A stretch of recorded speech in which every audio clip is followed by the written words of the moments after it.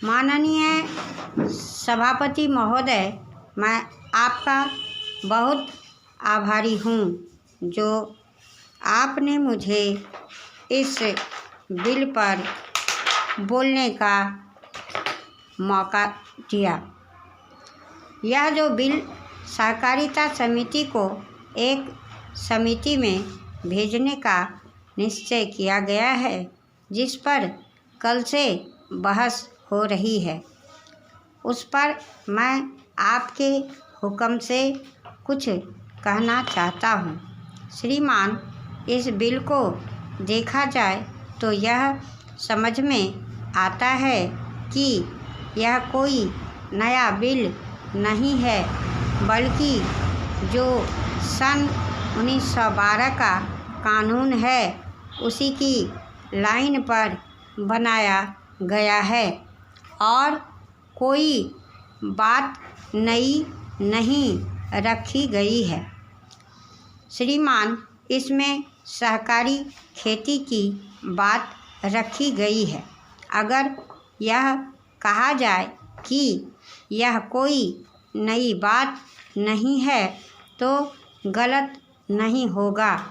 जहाँ तक सहकारी खेती का संबंध है तो उसकी तरफ जनता और विशेषकर किसानों का बिल्कुल कोई झुकाव नहीं है और उनका झुकाव ना होने के कारण उन्होंने उसे उस हद तक नहीं अपनाया जितनी सरकार को आशा थी।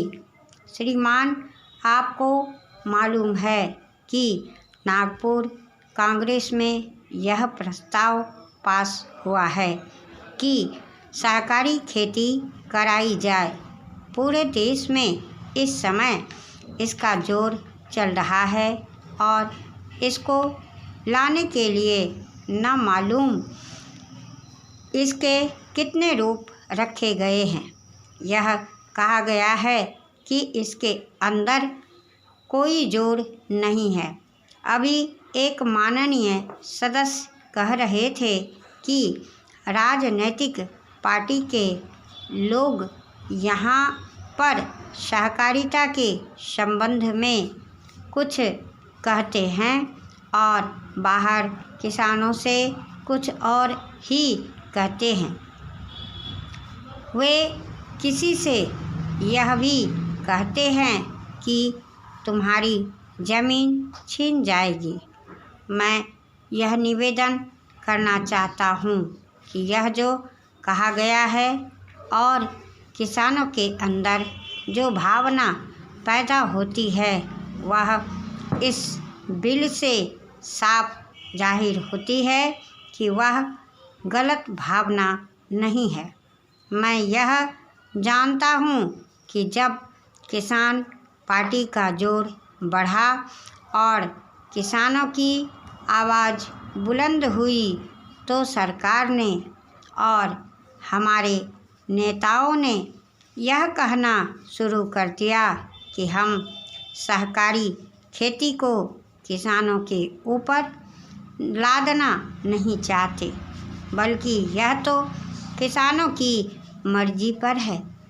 लेकिन इसके साथ ही साथ एक बात मैं पहले भी निवेदन कर चुका हूँ और फिर भी निवेदन करना चाहता हूँ कि नेताओं का अपना विचार होना चाहिए। किसी सभा में जब यह कहा गया कि यह जो सहकारी खेती शुरू की गई है यह तो अंत में सामूहिक खेती की तरफ ले जाएगी। माननीय सभापति महोदय, उन्होंने साफ कह दिया कि अगर सामूहिक खेती होती है तो इसमें भी मुझे कुछ ऐतराज़ नहीं है। मैं यह कहना चाहता हूँ कि इस बिल को देखने से यह साफ जाहिर होता है।